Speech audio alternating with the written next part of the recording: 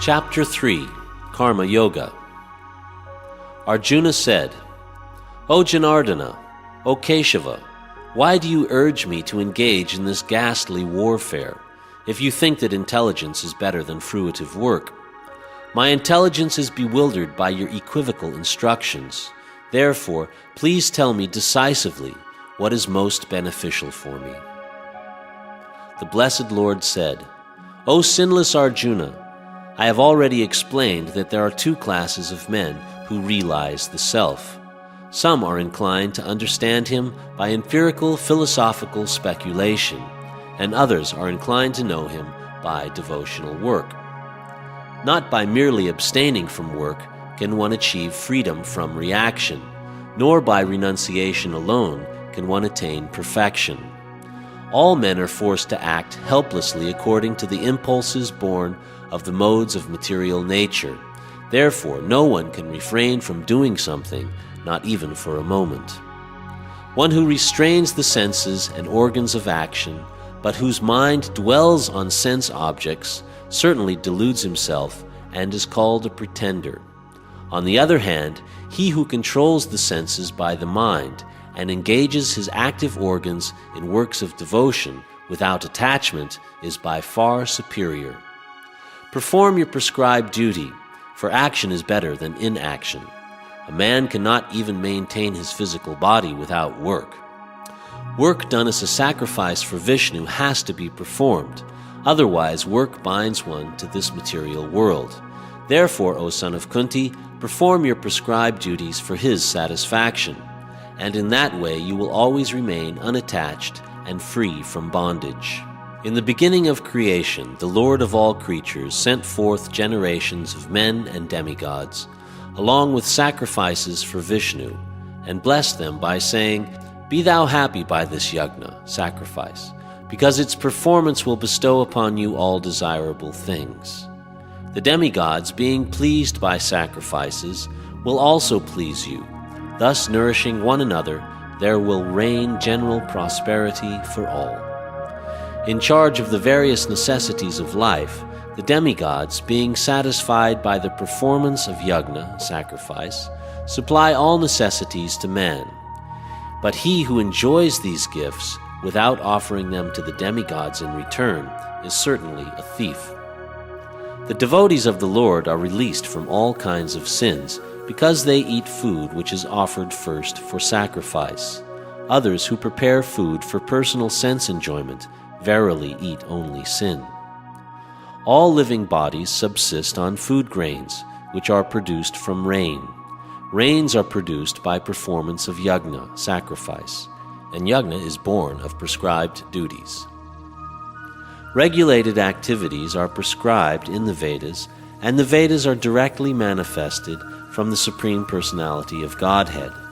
Consequently, the all-pervading transcendence is eternally situated in acts of sacrifice. My dear Arjuna, a man who does not follow this prescribed Vedic system of sacrifice certainly leads a life of sin. For a person delighting only in the senses lives in vain. One who is, however, taking pleasure in the self, who is illumined in the self, who rejoices in and is satisfied with the self only, fully satiated, for him there is no duty. A self-realized man has no purpose to fulfill in the discharge of his prescribed duties, nor has he any reason not to perform such work, nor has he any need to depend on any other living being. Therefore, without being attached to the fruits of activities, one should act as a matter of duty, for by working without attachment, one attains the supreme. Even kings like Janaka and others attained the perfectional stage by performance of prescribed duties.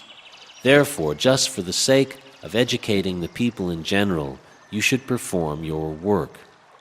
Whatever action is performed by a great man, common men will follow in his footsteps, and whatever standards he sets by exemplary acts, all the world pursues. O son of Pritha, there is no work prescribed for me within all the 3 planetary systems, nor am I in want of anything, nor have I need to obtain anything, and yet I am engaged in work. For if I did not engage in work, O Partha, certainly all men would follow my path. If I should cease to work, then all these worlds would be put to ruination. I would also be the cause of creating unwanted population, and I would thereby destroy the peace of all sentient beings. As the ignorant perform their duties with attachment to results, similarly the learned may also act, but without attachment, for the sake of leading people on the right path. Let not the wise disrupt the minds of the ignorant who are attached to fruit of action. They should not be encouraged to refrain from work, but to engage in work in the spirit of devotion.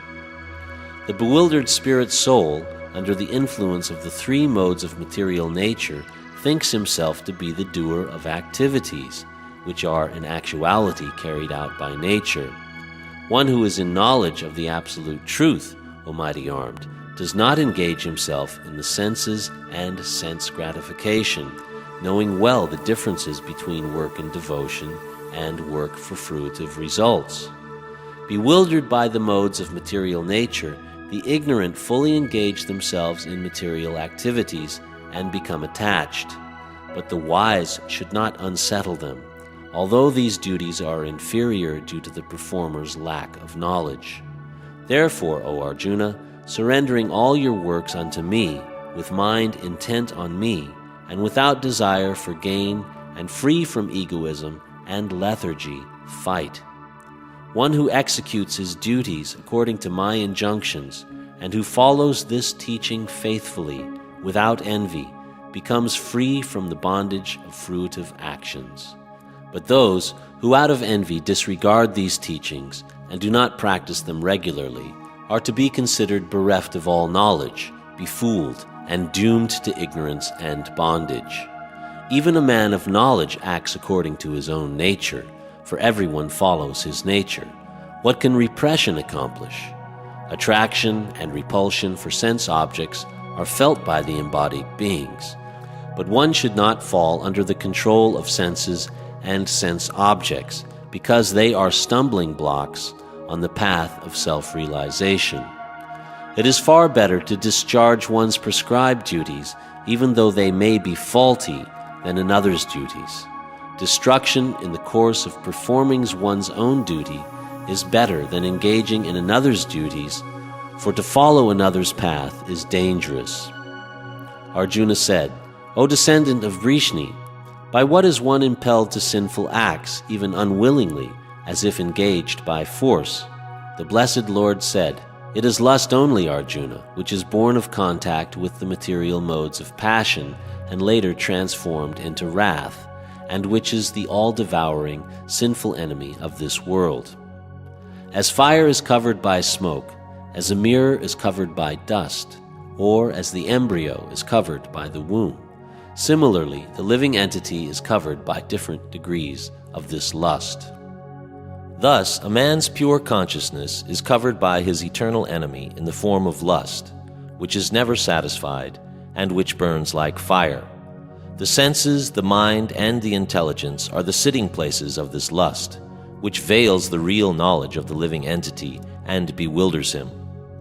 Therefore, O Arjuna, best of the Bharatas, in the very beginning curb this great symbol of sin, lust, by regulating the senses, and slay this destroyer of knowledge and self-realization. The working senses are superior to dull matter. Mind is higher than the senses, intelligence is still higher than the mind, and he, the soul, is even higher than the intelligence. Thus, knowing oneself to be transcendental to material senses, mind, and intelligence, one should control the lower self by the higher self, and thus, by spiritual strength, conquer this insatiable enemy known as lust.